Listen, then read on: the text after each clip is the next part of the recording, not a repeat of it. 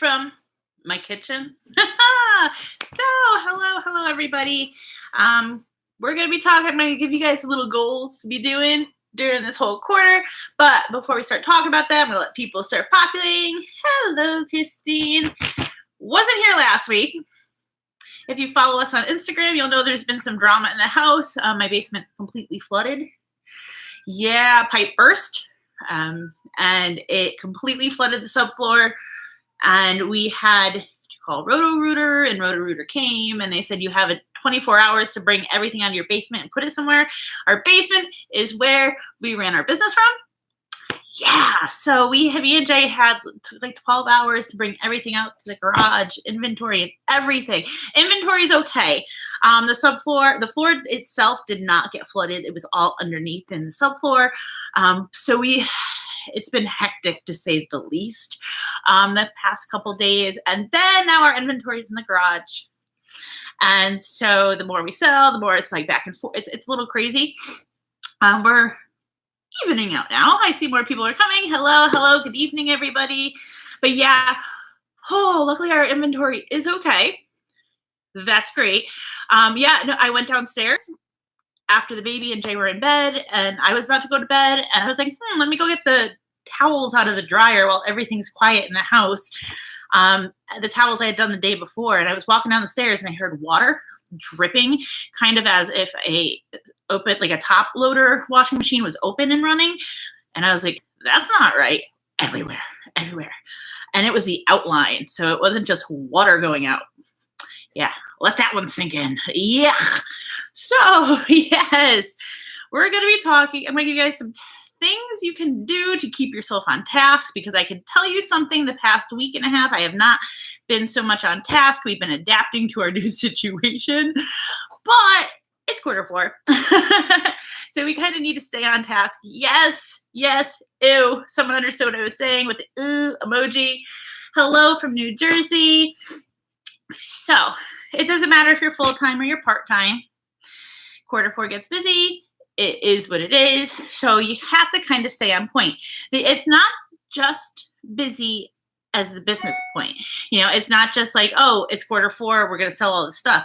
We all get busy, right? What is it? What's right around the corner? The holidays. We're talking about like Thanksgiving and family and then Christmas and traveling and in-laws and, just we get busy. So, we have to be able to manage life and business where they both get busier more than any other time of the year. And sometimes it's very hard to even out those scales. I hope we all understand that. So the first thing we're going to talk about is consistency. Now, listing consistency. This is not something new. However, it is difficult. It is difficult the closer we get towards holidays, especially if we are the ones hosting, having people over, or even if we're the ones traveling to people. How are we going to do this? How are we going to stay on point while I have a turkey in the oven?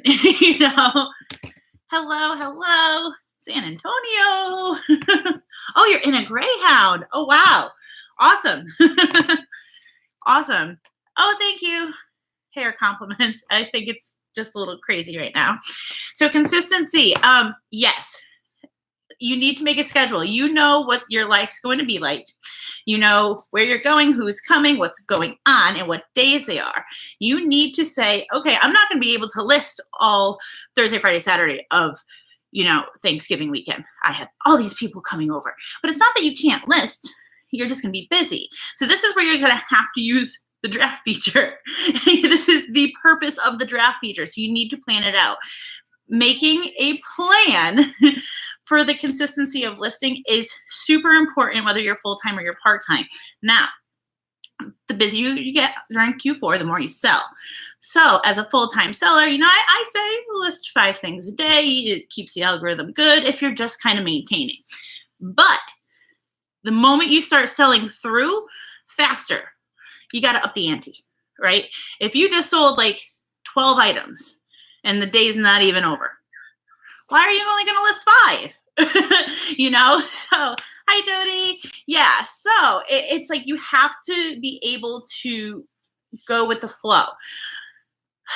The Friday, Saturday, and Sunday of Posh Fest, we didn't go. I we sold 52 packages between mostly Poshmark, between we had a few eBay and like 2 Mercari sales, but it was like the first weekend where we had to deal with stuff being everywhere. You know, our inventory's in the garage. There's some of it that is in the dining room. That's also why I'm in the kitchen right now.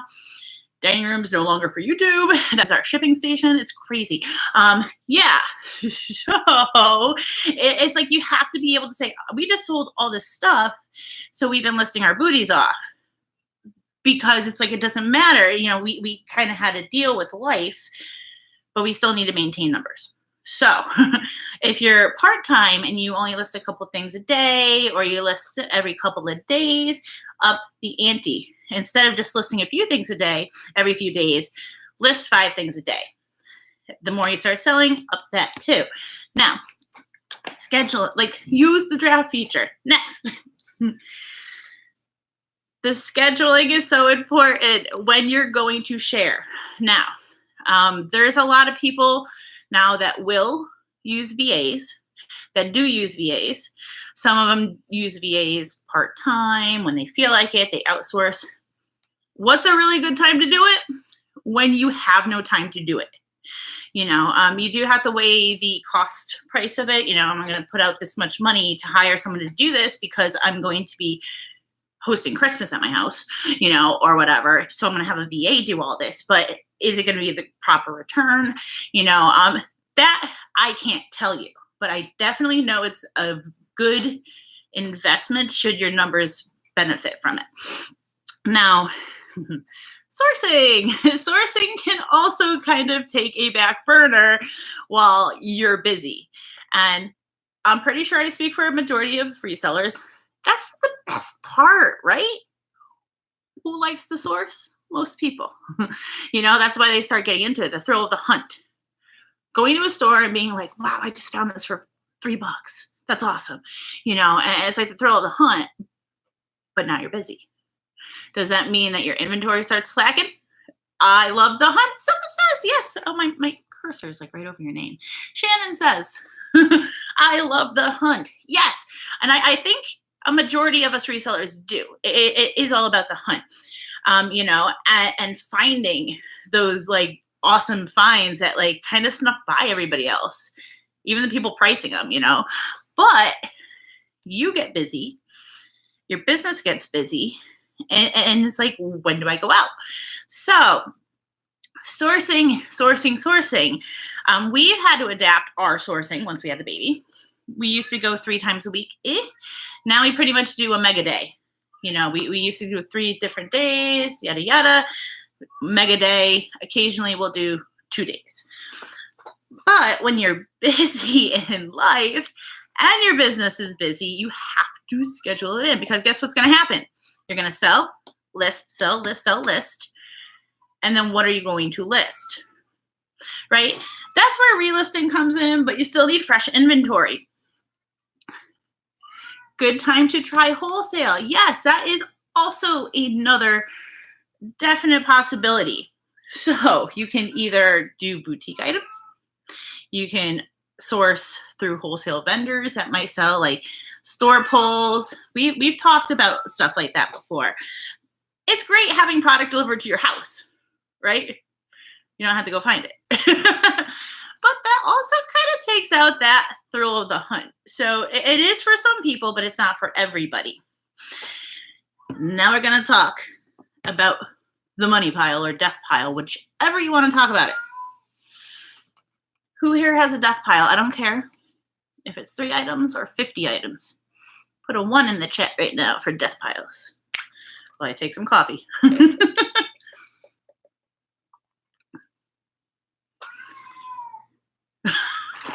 That's a lot of 1s. Piles, plural. 2s if you always keep up on it. How's that? Oh my goodness. So let's 4 overflowing bins worth. That is definitely a death bin. Death bins? Yes. Okay. So why did death piles happen? I do have a theory on it, and this is kind of like how I am. Everything we source because we see dollar signs. And we're like, oh, this is great. But not everything we source excites us. Tell me if you agree or disagree. I would love to see your comments on this thought. So this is what I'm talking about. I know what brands I sell. I know what brands sell well for me. I also pay attention to other people's hauls videos and Instagrams. There's a brand that sells really well, but it takes me forever to list it because it's like, oh, Aline Fisher, like her stuff is boring.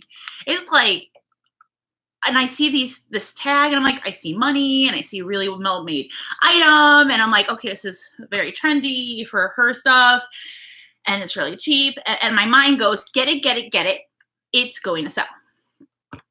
It's usually on the bottom of the money pile for like ever until I'm like, might as well list that thing. It just doesn't excite me. I have the same issue with J-Gel. It sells. Boring. And this is just my theory on it. You know, if you start sourcing with just the money signs in your eyes, you're going to have a bigger or 4 bins worth of stuff that, you know, you got blinded by the label and by the potential the label might hold, but it's the potential it holds because it's not listed. So, oh, Julie says, I hate long dresses. Very difficult to photograph that entire, like a maxi dress. I feel you on that. I completely feel you on that. Someone has 150 items to list. See? So, how to tackle that death pile during Q4 when life's busy, your sales are picking up, you need to list stuff, but you're like, ew, that stuff. You know, and you're just kind of like, I'll go sourcing. And you're like, I'll get to that later. There's always a later. That never happens. This is what you do. From here on out, when you're sourcing, don't get blinded by the label. This takes work. This takes time. This takes energy. Focus on what excites you and what brings you in money. Then you're going to go and list that right away.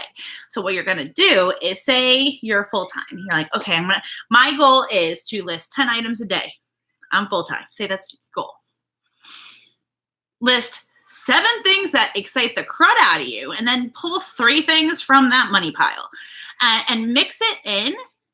You know, don't do them at the end because you might not get to them. Like literally mix them in so they get done. You start whittling down however much the death pile is. You get fresh listings up, and you get stuff that excites you. So it kind of like, you know, it hides behind the stuff that excites you. And you're like, yes, you know, like I got a pair of Tory Burch sandals the other day. They sold in an hour. Second time it's happened with those type of sandals. And I was so excited. I came home and I was like, and like I had to turn the lights on. And I was like, oh, it wasn't my scheduled photography time. Let's say, you know, and I do that. I schedule photography time. But I was so excited. I took a picture of them right away and I sold them. So I'm happy that happened, but nothing else got done. Hey, if I was in there, I should have been doing more, right? Yeah, so mix it in. My death pile is full of things I need to fix. So let's talk about damages. That's not on my list to talk to you about, but I can talk to you about it. When our basement flooded, I have a sewing desk, which is now in the garage. Oh, I'm so sad about that. I had 2 small bins of fixing things. And I'm not the type of person that sees a small blemish and I'm like, I have to fix this right now. The world's going to end. I let them kind of pile up. I'll let 5, 6, 7 things pile up and I would tackle them all at once. You know, sit down, thread, needle, sewing machine, whatever I needed. Bam, right there. Pull, fix, pull, fix. What I realized is I was doing that less and less, and that when we were emptying our basement of everything, I went through it all and I'm looking at it and I'm like, this stuff isn't even really worth my time to fix. Your time is money. You already spent your time and gas money to go find these items, and you purchase these items. So you're already invested in them, and now you're going to be reinvesting more of your time. And you need to make sure that the money coming back from that time is worth it. I hope that's coming out right. If I'm sitting there, say it's like a kind of a doozy or like a ruched hem, am I going to sit there like fixing something for 45 minutes and make 20 bucks off of it? Like, why would I do that to myself? I would rather just eat the loss. Businesses have them. Businesses have losses. If you overlook a stain, that's just a negative. Obviously we're human. I don't go to a thrift store. I don't go out sourcing, like trying to buy damaged stuff. But it happens. We're human. We miss things. Sometimes obvious things. Who here has ever missed something so obvious that when they get home, they're like, why the heck did I just buy this? Put a 1 in the chat. Because I've done it. I've definitely done it. Yes, fixing isn't worth it unless it's worth it. And now I'm saying, like, if it is something expensive, something rare, something unique, something that you're comfortable fixing, yes. I'm all for cleaning up shoes, like whitening them up a bit. I'm all for like stuff like that because it increases the perceived value. It does increase the value of it, but you have to weigh the scales. So I will tell you, everything that was in the fix bin went into the dumpster. Yeah, we had a dumpster. Yeah. One. Yes. Because we're human. So tackle the death pile. If it has a flaw, don't just say, I'm going to fix this and throw it into the fix bin. Ask yourself, is it worth it? Is it actually worth it? Those are questions you need to ask yourself. I've bought stuff that I shouldn't have bought at least 400 times. I have stock that I got when I first started a year ago. It happens. It does happen. Either redonate it, try to do consignment shops. Because I don't know. I could tell you that when Jay first started, I wish he was here, he's upstairs. When Jay first started sourcing, and I never sourced men's stuff before that. And 2 years ago, 3 Posh Fests ago, in Chicago, I went to Posh Fest, Jay came with me, but we left, and he's like, I'm going to start doing this. And we hit some thrift stores. He made some doozy buys. And like, I couldn't tell him at that point, yes or no, because like, I didn't know much about men's stuff at that point, definitely learned. But yeah, some of that's still around. And some of it, I'm like, I don't even know if it's worth bringing into a consignment shop. So I feel you. It happens, However, if you have too many of those items hanging around, they're taking up your space. They're taking up space that, could be money, So think about it that way. You might have to redonate them or try to get your money back somehow. All right. Tackle death pile. I'm telling everybody, tackle death pile. Death to death piles. Next goal is to have your shipping stuff ready. I said this last year. This is so super, super, super important. It's not just resellers getting USPS boxes this time of year. It's pretty much every single company that uses USPS to ship, big companies, small companies, whatever. They're all ordering crazy amounts of boxes. They're going to be backlogged, when they stop delivering them, even at the post office, you'll see like very small stacks. And so you don't want to get left high and dry without anything to put your packages in, you get sales, Q4, sales, no boxes. Not the time to have that happen, right? Your time is precious. You're already super busy on every end of the spectrum.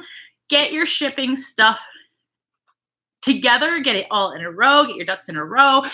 That's been one of the most difficult parts. Not so much having the inventory in the garage, that I could deal with because it's all still in the same organization.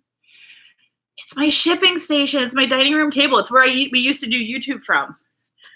And it's like, so cluttered. And it's like, it's so hard to like work flow. I don't know, fluidly, I guess. But I have to deal with it, right?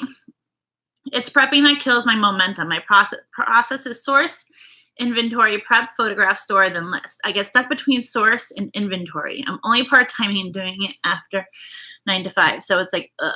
So this is a tip for the part-time, because that's how I started. I had a job and I was doing this when I was not at that job. So I had to say, okay, I wouldn't stop and enter things into inventory at the end of every single photography session. I pretty much took my photos 1 or 2 days on the weekend, and then I would say, okay, Wednesday, I'm just going to sit there, bag and tag, and put it in inventory. I would have a day, a certain time of the week where I did certain things, instead of trying to do everything in small chunks in one day. When you have other commitments, you have a 9 to 5, so let's talk about the prep. Some people prep more than others. Some people will full on wash every single thing, steam everything, iron, deep pill with the sweater shaver, cut off extra little hanging threads. And then they're like, wow, 5 hours, do that all in one day. And if that day is not the same day as photography, that's okay. If you are like, I'm going to take all my photos on Saturday because I only work Monday to Friday. On Saturday, you don't want to spend half your time doing all the prep work. You want to just focus on photos. So come home on Friday, come home on Thursday night and say, okay, I'm just going to prep everything and have it there. So when I go to photograph, I could just pull and photograph. This is even helpful for full-time, not just part-time. And full-time sellers can do the same thing. I like to prep before. It hasn't been happening because chaos has assumed in my household.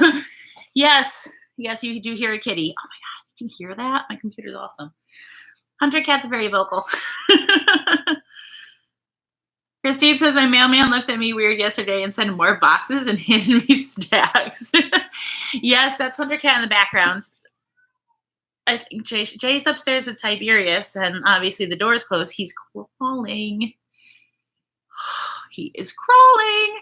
Yeah, not like, oh, you can hustle now. Like, it's crazy. So the door is shut, and I know Hunter Cat loves that baby. He loves that baby so much. I'm sure he's at the door going, ow, let me in. Ow, let me in. And I don't know why he's not in there. He could go in there. But yes, I see all these kitty little emojis. Someone's saying clothes order. I saw an Instagram post and someone was saying, if I source and my death pile gets bigger, does that make me a hoarder? And it's like, yes, because, you're buying things, but you're not recouping your money. So, and it's because you're sourcing things that don't excite you. Yes. So that was my last thing. I want everybody to, and I can't tell you your schedules. I can't tell you whether you're full-time or part-time, but I can tell you consistency. You need to list daily. I don't care what your life is throwing at you. I was lucky when the pipe burst, I had drafts in my phone. I try to always have drafts for those days that are just like, busy. There's certain days that are just like life. You got to go grocery shopping and, normal stuff that people do. You're not just sitting at home, Poshmark. Like, you can't, scheduling. Your life schedule, work schedule, family schedule, what you're doing. So you therefore need to schedule things around what you already know. Photographing, tackle things that don't excite you, get it listed. It cannot sell until it's listed, right? And if you're part-time, try to get all your photography done in one go. You could do this full-time as well, but again, scheduling is different. And shipping is going to be busy. Don't run out of stuff. And I'm not just talking UPS boxes, tape. You don't want to be like packing. No tape. Not the time to go running to Walmart to get tape or, Amazon. So yes. Do things in batches. I agree with that 100%, like 1,000%. I got 1,000. Thank you, Jody. Yeah, it helps. It does help. Baby hustle. Yeah. Baby hustle. So yeah, my schedule, that's what changed with our schedule is the baby. We hustle. He does 2 naps. Good, right? I think that's pretty good for baby. Oh my goodness, the moment those eyes are shut, it's like, gotta photograph. And it's like, okay, it's photography day. Okay, we gotta go to inventory. Okay, you go shipping. And it's just like we go, baby's asleep, boom, break. Because that's our schedule, right? That's how the schedule is. And yeah, sure, we get some stuff done. We get a lot of computer stuff done when he's awake, but the actual in and out of the business, it's like, break, hustle.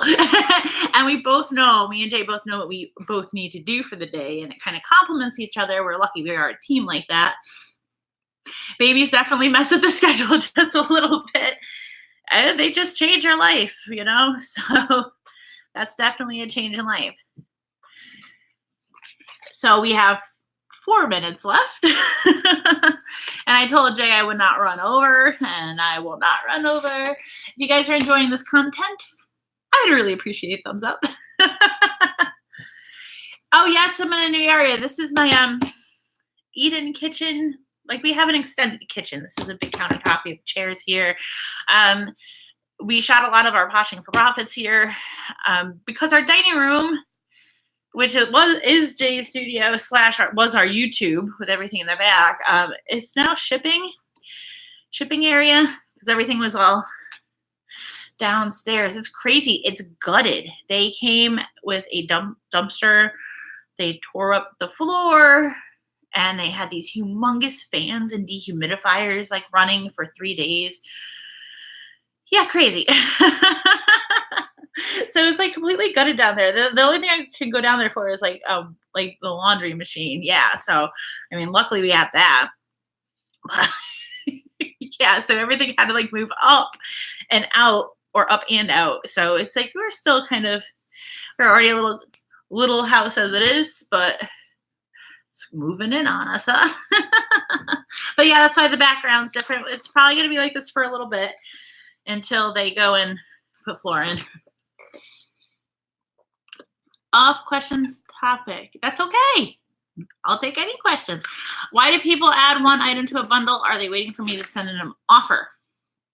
Could be. So there's many reasons why this could happen.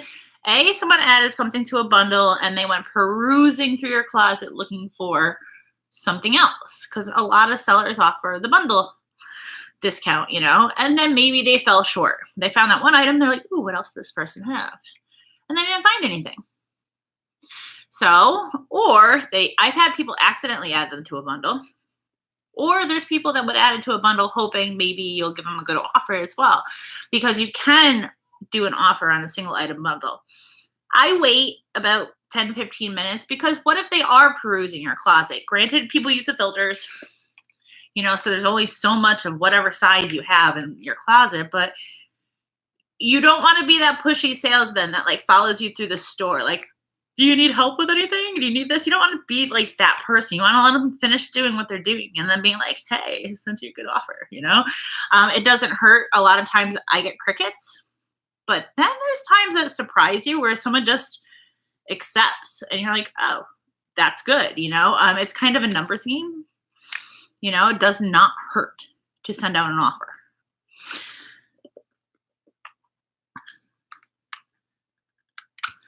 Yeah, we got agreements. Oh my goodness.